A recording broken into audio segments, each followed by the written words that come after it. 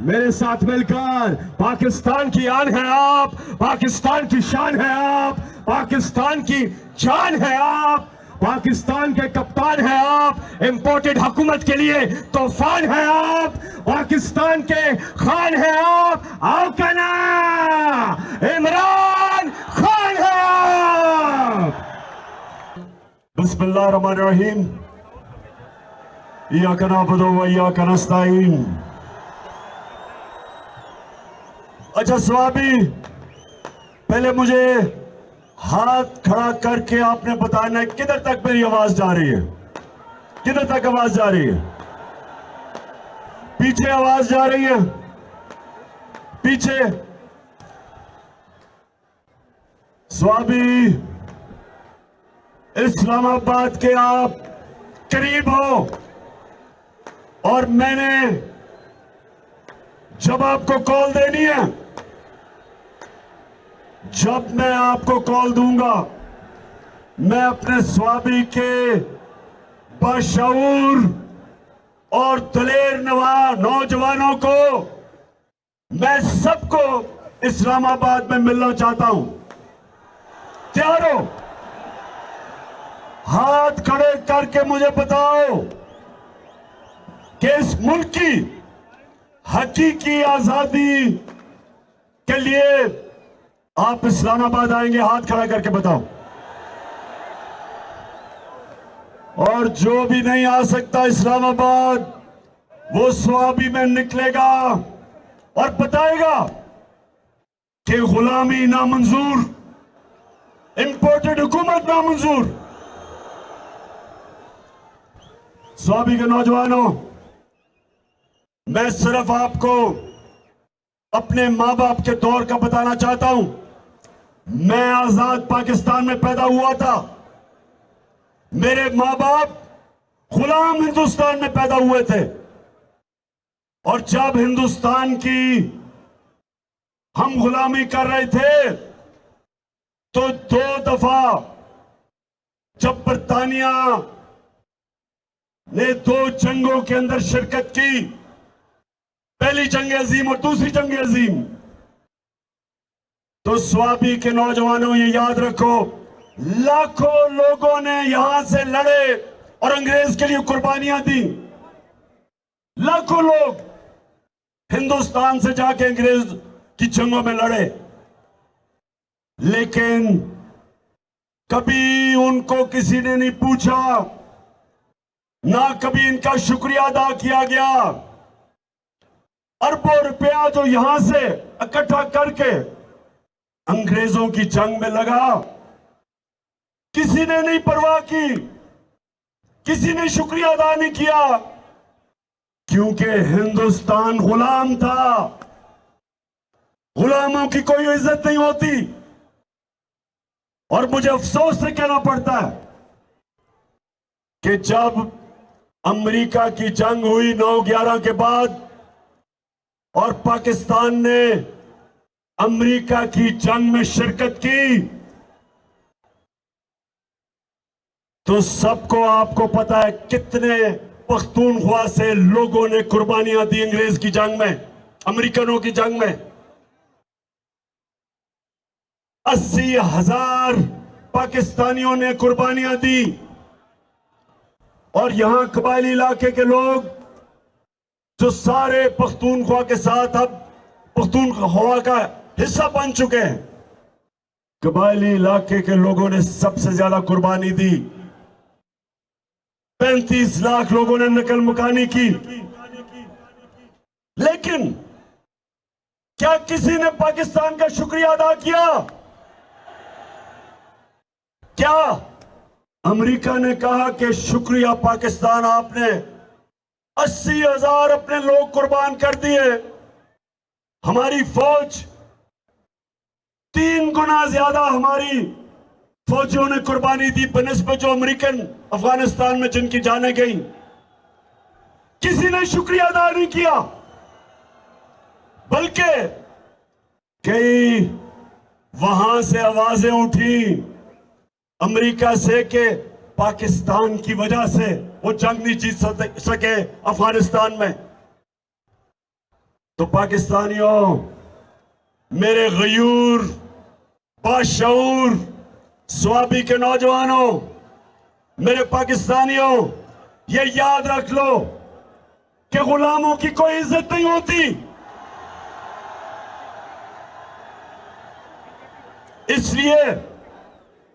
इसलिए ये जो इंपोर्टेड हुकूमत अमरीकी साजिश के तहत बाहर की साजिश और अंदर की साजिश ने मिलके जो ये हुकूमत हमारे पे मुलव्वस की है, मेरी कौम आप तैयार हो जाओ। हमने किसी सूरत अमरीकों के गुलामों को, चोरों और डाकुओं को हमने किसी सूरत तस्लीम नहीं करना।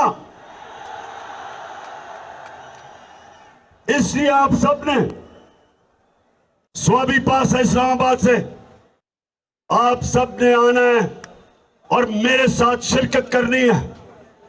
और हमने इस इंपोर्टेड हुकूमत को पैगाम देना है, और जिन्होंने मुसल्लत की है ये हुकूमत कि ये एक आजाद कौम है, हम वो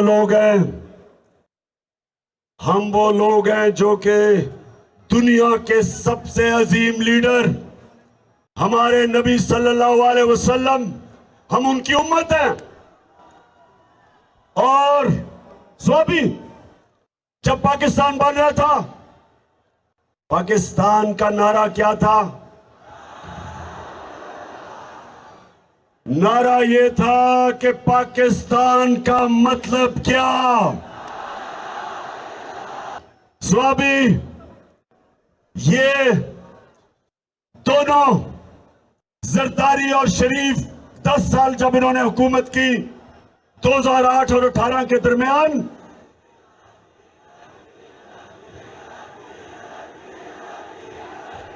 और ठीक कह रहे हो, शुक्रिया याद कराने का, डीजल इनके साथ फिट हुआ था।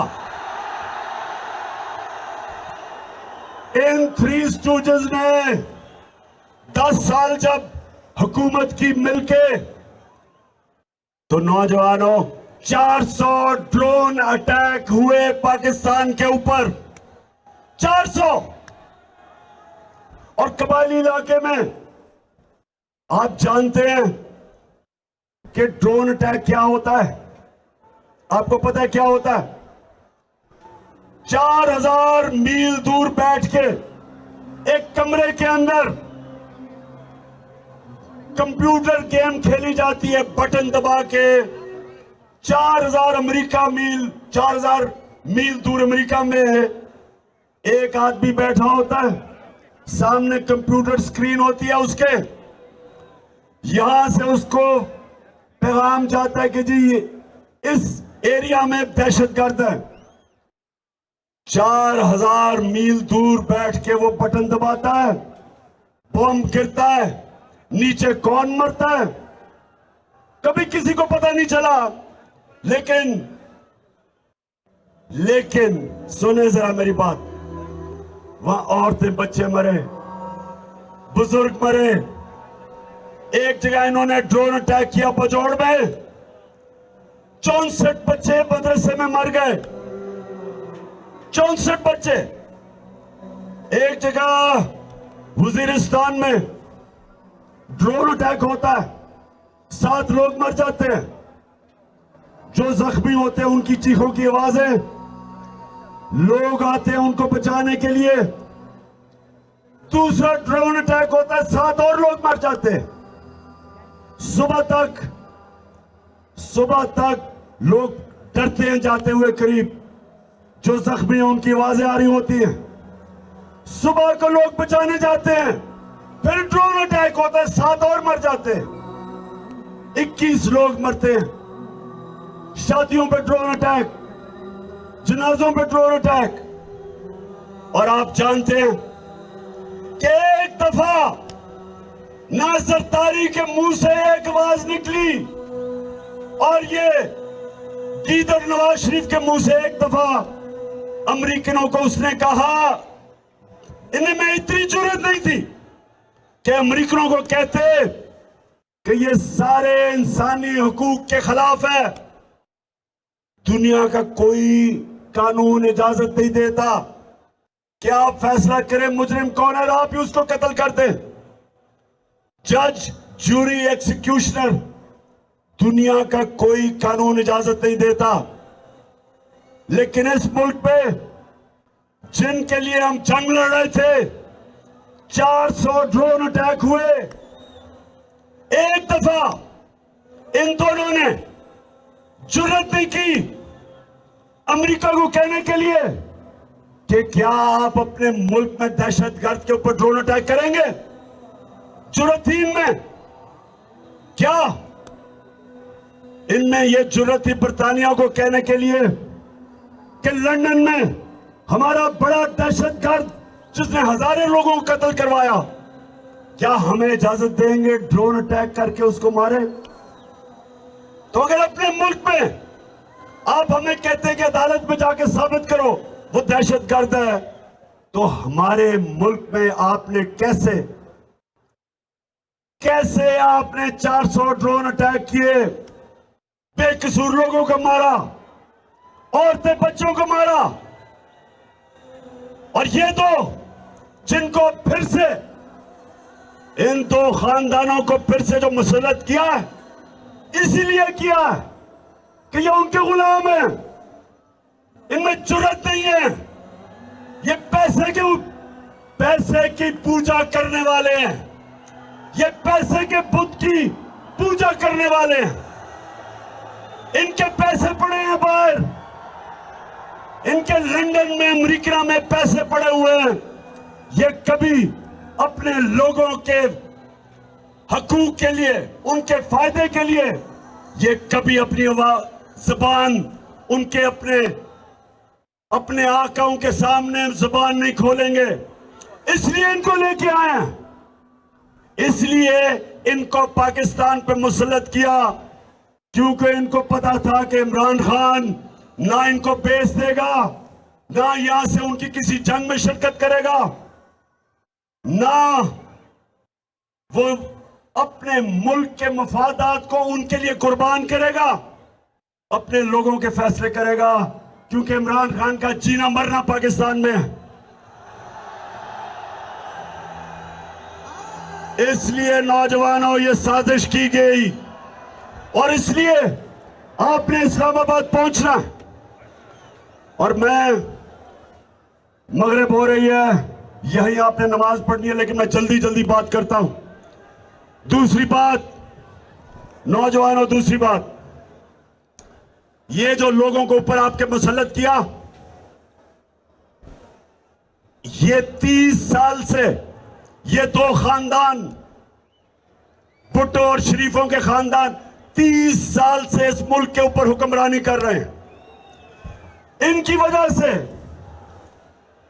वजह से आज शहबाज शरीफ कहता है जी हम तो बेकारी हैं, इसलिए गुलाम हैं।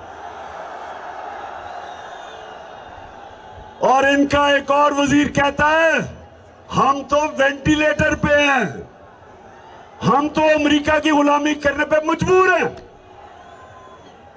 मेरे पाकिस्तानियों, ये आपके सामने ये वो लोग हैं जो दो बुतों की पूजा करते हैं।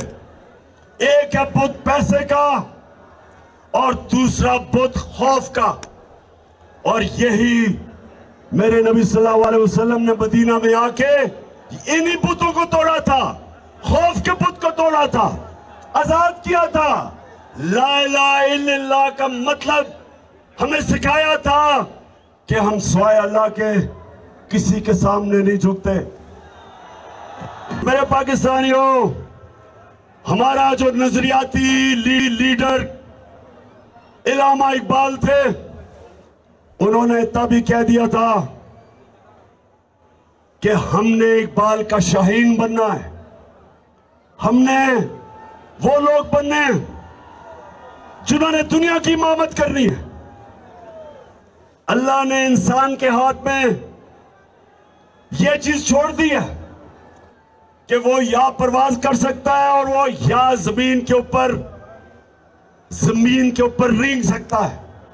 अल्लाह ने कुरान में कहा है कि इंसान जब ऊपर जाता है तो फरिश्तों से ऊपर चला जाता है, और जब वो नीचे गिरता है तो जानवरों से नीचे चला जाता है। ये जो ऊपर बैठे हुए हैं ये जानवरों से नीचे चले गए हैं। एक जानवर भी उतना खाता है जितना उसकी भूख होती है, इनका तो पेट ही नहीं भरता। इसलिए मेरे नौजवानों, हमने अपने मुल्क को बचाने के लिए और आजाद रखने के लिए निकलना है। एक दफा मुल्क के इदारे तबाह हो जाए, मुल्क तबाह हो जाता है। जब चोर ऊपर बैठ जाए वो सबसे पहले मुल्क के इदारे तबाह करते हैं। FIA आज हमारी आंखों के सामने तबाह हो रहा है। दो उनके ऑफिसर जिन्होंने बड़ी मेहनत से शहबाज शरीफ और उसके बेटों के ऊपर 24 अरब रुपए के करप्शन के केस, मनी लॉन्ड्रिंग, नौकरों के नाम पे, चपरासियों के नाम पे अरबों रुपया जो उन्होंने पकड़ा, एक हार्ट अटैक से मर चुका है, डॉक्टर रिजवान मर चुका है, और दूसरा उसको भी हार्ट अटैक हुआ जो दूसरा ऑफिसर था। आज वो अपनी जिंदगी की जंग लड़ रहा है, और मैं इंशाल्लाह इस पे बताऊंगा कि वो कौन सी जहर इस्तेमाल की जाती है जो खाने में डालते हैं जिसकी वजह से हार्ट अटैक होता है। तो FIA तो तबाह हो गई, उसके ऊपर एक कातिल बैठा दिया, फैसलाबाद का कातिल जिसने 18 लोगों को कत्ल किया, राना सनाउल्लाह, वो बैठ गया ऊपर। अब यही FIA से वो होगा जो MQM ने कराची की पुलिस से किया था। 1996 में नसीरुल्लाह बाबर ने MQM के खिलाफ ऑपरेशन किया। 1997 में गवर्नमेंट चली गई पीपल्स पार्टी की, नवाज शरीफ आ गया, इसने MQM से समझौता कर लिया। MQM ने चुन चुन के एक एक पुलिस वाले को कत्ल किया जो ऑपरेशन में शामिल था, और आज तक मेरे पाकिस्तानियों, आज तक कराची पुलिस अपने पैर पे नहीं खड़ी हुई, रेंजर बुलाने पड़े हैं। पुलिस खत्म होगी उसके बाद। इसी तरह इदारे खत्म होते हैं जब मुजरिमों को ऊपर बिठाते हैं, और इसलिए मेरे पाकिस्तानियों, हमने इनका मुकाबला करना है, अपने मुल्क को बचाना है इन चोरों से, अमेरिकनों के गुलामों से। और आपने सब ने मेरे साथ निकलना है। फिर से हाथ खड़ा करके बताओ, निकलोगे? मेरे पाकिस्तानियों, एक चीज याद रख लेना, कौम के ऊपर अटैक हो जाए, बमबारी हो जाए, जापान के ऊपर एटम बम गिर गया, कौम फिर भी खड़ी हो जाती है, अपने पैर पे फिर भी खड़ी हो जाती है। अफगानिस्तान में कितनी 40 साल से इंतशार है, फिर भी वो कौम तकड़ी है। लेकिन एक चीज याद रखें, जब एक कौम की आप इखलाकियात खत्म करते हैं, कौम मर जाती है। जब एक कौम अच्छे और बुरे की तमीज खत्म करती है, कौम मर जाती है। कौम पहले इखलाकी तौर पे मरती है, फिर माशी तौर पे मरती है। तो जो ये लोग 60% कैबिनेट जमानत के ऊपर है, पाकिस्तान का ये जो क्राइम मिनिस्टर है, प्राइम मिनिस्टर नहीं, क्राइम मिनिस्टर है,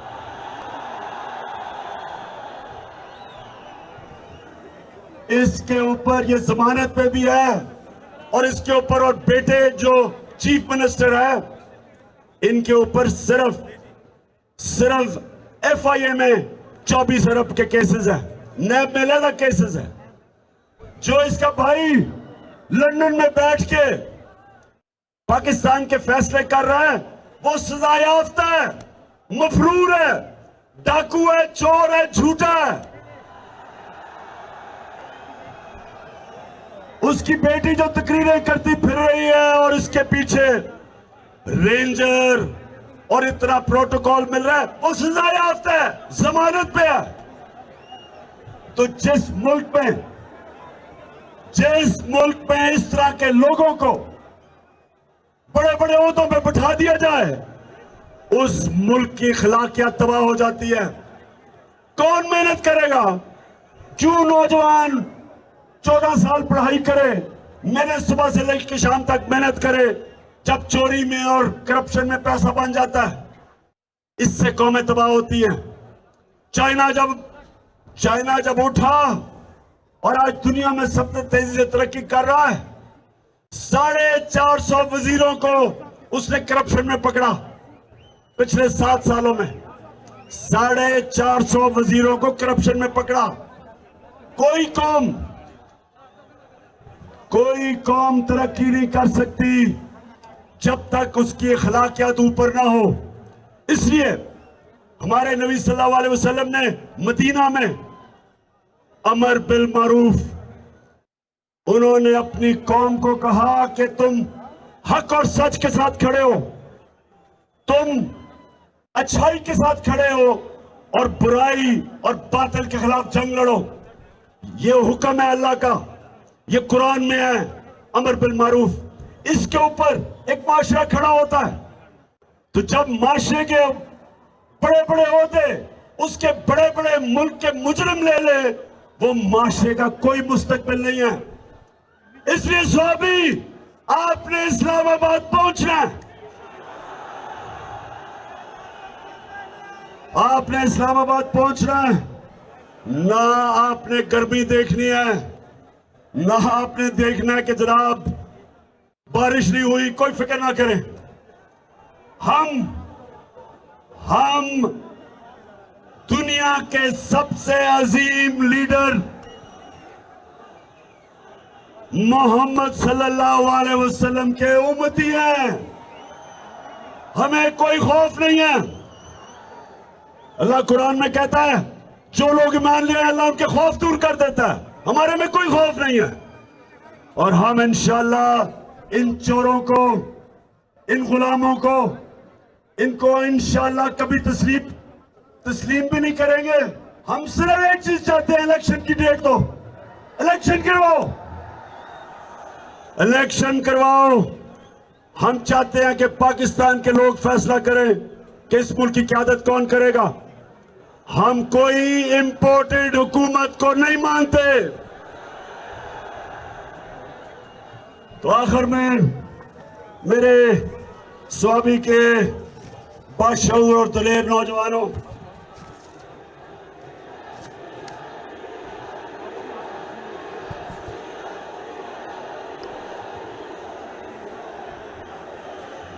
डीजल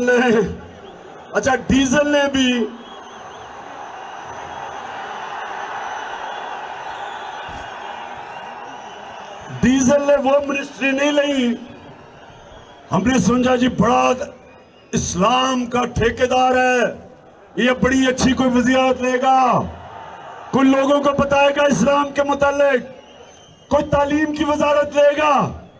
लेकिन उसने वजारत ली है सड़कों की, जिसमें पैसा बनता है, कमीशन बनती है। डीजल का भी, वैसे मैं डीजल का भी देख रहा हूं कि ये जो सारे इकट्ठे हो गए इमरान खान को हराने के लिए, इंशाअल्लाह इन सारों का इकट्ठा जनाजा निकलेगा। स्वाबी, मैं फिर से आपके जुनून और आपके शऊर का आपका शुक्रिया भी अदा करता हूं, आपको खिराज तहसीन पेश करता हूं। मैं यहां अपनी टीम असद कैसर, आपको और शराम तरक्की और आपकी फैमिली और मेरे बाकी सारे पुराने, जब मैं शुरू में स्वाबी आता था तो छोटे छोटे बच्चे थे, आज सफेद बाल हो गए उनके। मैं अब सबको आज खिराज तहसीन पेश करता हूं कि आपने मेरे साथ इतनी ऊंच नीच में इतना मेरे साथ वक्त गुजारा। आप बुरे वक्त में भी मेरे साथ खड़े हुए।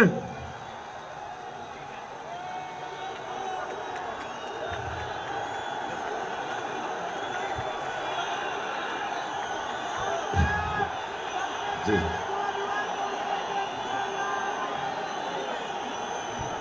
और एक और चीज मैं ये जरूर कहूंगा कि मैं आज सारे पाकिस्तान के सामने ये कह रहा हूं कि वैसे पख्तूनख्वा को मैं खास खिरात तहसीन इसलिए पेश करता हूं,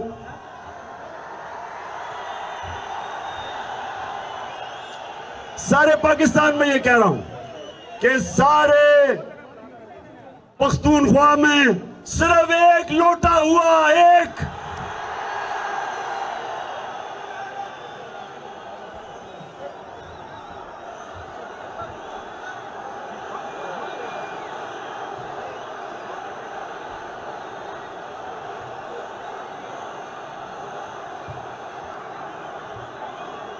बड़ी बात है।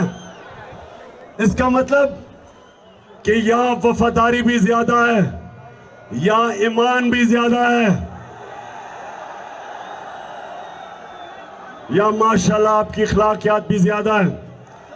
हालांकि कल फैसलाबाद के लोगों को मैंने कहा, वैसे जिस तरह फैसलाबाद में कल लोग निकले हैं, मैंने कभी अपनी जिंदगी में इस तरह की जोश और जज्बा फैसलाबाद में नहीं देखा। लेकिन मैंने एक गिला किया फैसलाबाद से, मैंने एक गिला किया, मैंने कहा फैसलाबाद सबसे ज्यादा लोटे फैसलाबाद से निकले थे, और उन्होंने मेरे से वादा किया कि एक भी लोटा अगला इलेक्शन फैसलाबाद से नहीं जीतेगा इंशाअल्लाह। अब सारे पाकिस्तान को पता है कि लोटे कौन थे, लेकिन इलेक्शन कमीशन को नहीं अभी तक समझ आ रही लोटों की। इलेक्शन कमीशन सारी दुनिया के सामने वो लोटे हुए हैं, लेकिन इलेक्शन कमीशन नुक्ते ढूंढ रहा है किसी तरह उनको बचाने के लिए। अगर आपसे बच भी गए, पाकिस्तान की आवाम से ये नहीं बचेंगे इंशाअल्लाह। और आपको ये आखिर में महमूद खान, आपने उसने जो आपके लिए आज फैसला किया है कि यहाँ नाइट क्रिकेट के लिए रोशनी लगेगी इस स्टेडियम में, उसकी भी मुबारक देता हूँ आपको। पाकिस्तान जिंदाबाद, पाकिस्तान पाइंदाबाद।